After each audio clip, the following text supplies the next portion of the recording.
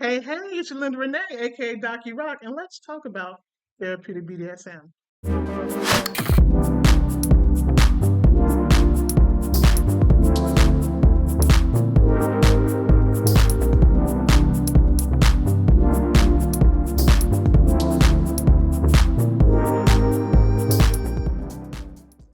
But first, let's get into some BDSM basics, a BDSM 101, if you will. And first question is, what is BDSM? So BDSM is an acronym and it's an umbrella term where some of the letters have multiple meanings. Let's break it down one by one. First, we have the B. The B stands for bondage, and B is all about restricting someone's movement through restraint, right? You can use some household items, you can use rope, you can use a tie, saran wrap, even. It's all about restricting someone's movement, okay? That's B. Then we have D that can stand for dominant and discipline. Now, when we're talking about a power exchange, and what is that? The power exchange is when people have had a conversation and they've come to the conclusion and consented that one person in the dynamic will have control and take the lead, while the other person would be the one who will follow the lead, the one who has given up their power. They've consented that the other person will have authority, and the dominant is the one with that authority. Okay. And then we have discipline. Discipline is where the dominant is able to exact consequences when they're in a relationship with the person who has given up their power. And it can look like, say, for example, I told my sub, we'll get into that, I want you to clean this room and it needs to be cleaned by a certain time to my exacting expectations. And if not, there's going to be some consequences, i.e., some discipline, right? And so I go check out the room. There's some things that are not done to my specifications, and now there's going to be some discipline. And that discipline can look like whatever they've agreed upon within a framework that this person will be able to deliver upon the semester. So we have the B, the D, and now we have S. That can stand for sadist, slave, submissive, right? So first let's talk about this power exchange again. We have the dominant who's in the lead, and then the submissive is the one who has given up their power. They have submitted to another person that you get to take the lead in this relationship. Again, this can look so many different ways depending upon the people who are in the dynamic. So what looks like being a submissive to me might not look the same for you, and the same with being a dominant. There are so many different types of dom and subs, and maybe we'll get into all of those in a different video. Okay. Then we have the sadist. Well, before we talk about sadist, let's talk about slave, because that's also a part of that power dynamic where they have given up control. It's just a more intense level of submission, right? So if you think about giving up full control to your life to someone else, this would be in that realm, okay? And then we have sadists. So a sadist is someone who gets pleasure out of giving someone pain or exacting suffering from someone. Now, this could be mentally, physically, financially, a couple of those, all of the above, right? So a sadist is someone, again, who gets pleasure out of other people's pain. Okay? And then we have the M, which is masochist and master. So in that slave dynamic, we have the master, the one who has taken or was given, excuse my language, okay, who was given complete control over the life of their slave, right? They have all of the power in that dynamic. That is the master. Masochist is on the other end of that sadal and that sadist and masochist dynamic. The masochist is someone who gets pleasure out of pain, who gets pleasure out of suffering. And again, that's not just physical. It can be mental, physical, emotional, psychological, financial, whatever. It all depends on the people who are in the dynamic. Again, that is B to the D to the S to the M. So we clear about the BDSM, right? Okay. If y'all have any questions, feel free to leave some comments and I'll get to them.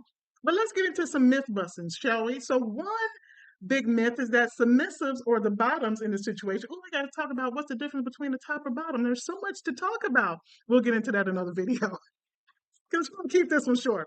So submissive and or bottoms have no power in the power exchange. But if you really stop and think about it, it makes no sense because without the consent of the submissive and or bottom, there would be no dynamic. The submissive has to willingly give up control to the top, and or dom in order for the dynamic to even take place. So yes, submissive have just as much, if not more power than the person who's in the dominant or top position. BDSM is all about dominating women. No. No, what's interesting though is that because of society and the masculinity ideation, how we perceive and conceive of masculinity, there's a lot of male subs who feel shame, who feel like they cannot be honest and authentic in the fact that they enjoy being in a submissive position. There are so many men who fall into that category but are not vocal about it because of the misconceptions of what it means to be a man and what does it mean to be in your masculinity. If you look at how many femdoms exist, you will see that this idea that it's all about dominating women is indeed a myth. And this one, BDSM is non consensual and it's all about abuse. That is the extreme opposite of what BDSM is. Now, does this mean that there is no abuse or coercion or any other stuff that happens? Of course not.